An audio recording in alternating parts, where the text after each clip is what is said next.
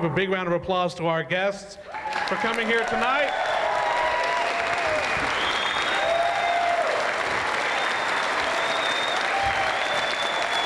To do some proper introductions, we have the man who did the special effects makeup for the film, Mr. Tom Savini.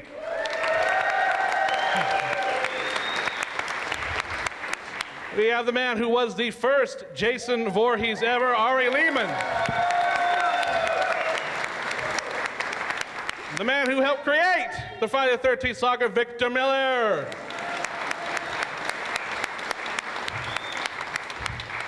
The best or worst mother in history, Betsy Palmer.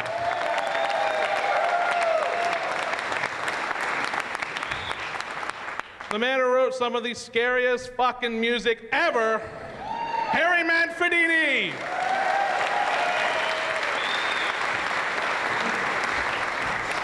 And last but certainly not least, the lone survivor of the chaos that was Camp Crystal Lake in the summer of 1980, Adrian King.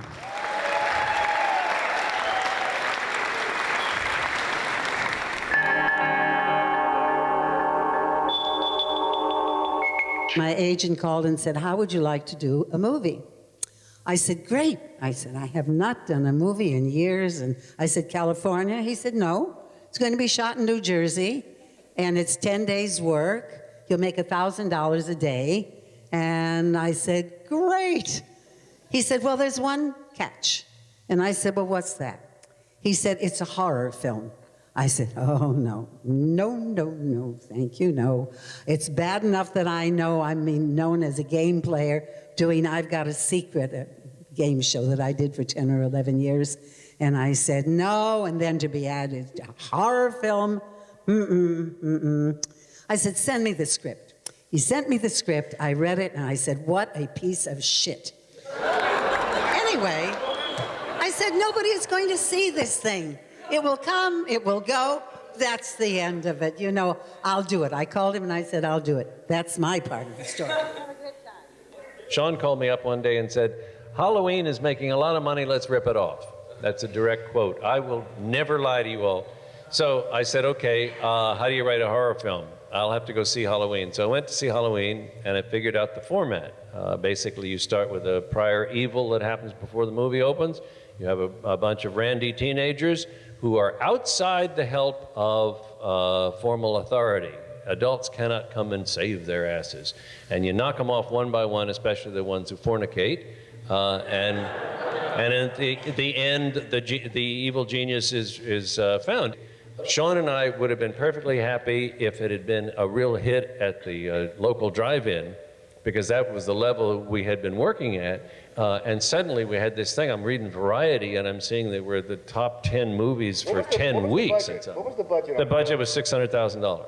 And it made like 64 million. 78 million, something like that, yeah.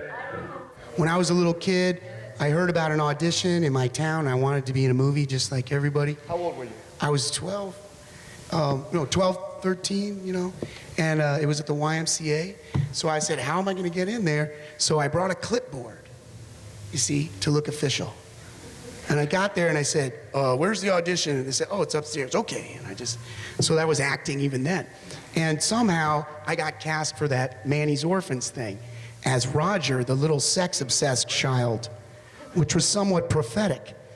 But anyway, so when they went to do Friday the 13th, they needed a little kid. They called me, I picked up the phone. Sean's like, can you swim? I said, yes. He said, you got the part. My memory is I got a call from Sean. I think Dawn of the Dead had just opened, and they wanted the same guy that had created the stuff in Dawn of the Dead to do Friday the 13th. So I went to Connecticut. I think we had a meeting. We sat around and discussed all the effects and how how they would be done, what we would see. That's the most important part. When if you're a budding effects person, you get a script, you break it down to a list of effects. And then the next thing is you have to talk to the director about what he wants to see, because you'll build 1,000 things that may be not necessary. So we discussed exactly what he wanted to see, and that told me what to create. And the first thing was to cast his head and create Jason. And he was modeled after a guy that used to walk around in my neighborhood, a little bum with one ear was lower than the other, and he looked like Quasimodo with an eye lower. And you were originally going to have hair, And I don't know why we chose to make you bald. I think it might have been easier or something. It got down to a screen test, and I guess I screened and screamed very well. My scream, I always say, my scream just, I think, nailed with the last nail in the coffin, whatever it was. But I think that's how I got the role, and the rest is history. We were having dinner at Sean's house in the kitchen. He said to me, I'm going to make the scariest movie ever made, and you're going to write the music. And at that point, I had scored 3 films, including those 2, and I said, okay, good. And he said, it's called Friday the 13th, and here's the way it's going to look. And I went, okay, good. And I scored it.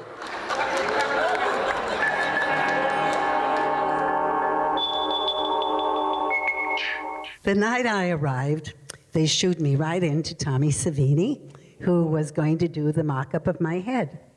And as I was sitting there and he was getting stuff mixed up in the plaster, you probably remember this, and you gave me a series of Polaroid shots and said, here's the stuff I've been doing. I come upon this one shot and I said, and who is this? And he said, well, that's your son, Jason. And I said, well, why does he look so strange? And he said, well, because he's a mongoloid. I said, what? I said, that wasn't in the script. And so I said to myself when I got back in my room that night, I said, my God, not only all this other stuff she's had, there is her little boy who is so needy and will always be so needy. And I mean, this woman has a great cross to bear. So when that little boy drowns, but no, when that little boy drowns, I mean, I lost it. I really did. And rightfully so. And I tried to keep that camp from getting open. Every year they tried to open it. I think, what are you doing? Didn't they have a fire one year? I think they talked about the water was poisoned another year. The lady was, so, and rightfully so. So that's why I say, after all this long thing, but that's why I did what I did. And to me, it's justified. And I don't care. They can put masks, they can put I don't care what on those guys and say, that's her son, that's Jason. Jason's at the bottom of Crystal Lake. Or if he weren't, I never would have done it all.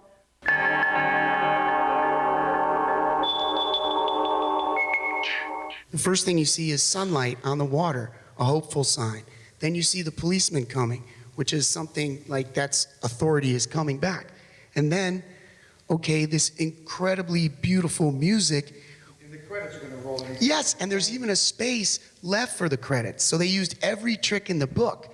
And then as this great lush violin swell, bam, that's where I come out. So it's like everything was used. You didn't have a chance, people. We literally eliminated everybody from wondering what was going on. I mean, when it was the water and it was the morning, everybody said, okay, well, everything's okay, and here's Adrian in the boat, and then the police come, and it's nice, and it's beautiful. That scene went on so long that everybody gave up on something happening, and that was the point of it. The point of it was that you're listening to that music, and you know the credits are going to roll.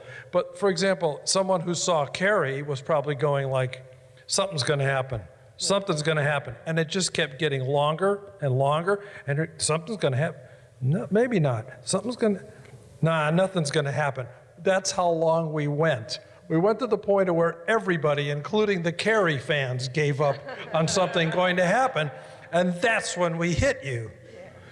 So it was really a combination of so many things that made that thing. Timing is everything.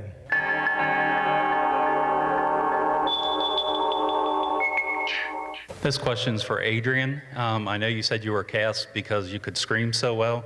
Can you still scream well, and could you demonstrate? Do we want the mic for this, or? No. I'm not going to use the mic, but I just want to say something before it. First of all, it's been a long time since I've I've done my scream. But if you want me to, Oh, they want you to. I have to stand up. I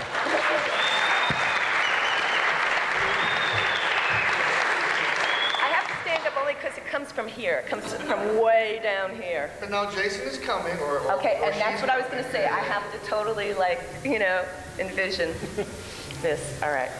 Let's do Bill on the back of the door. That one freaked me. Okay. Okay, because that was, all right. So we have.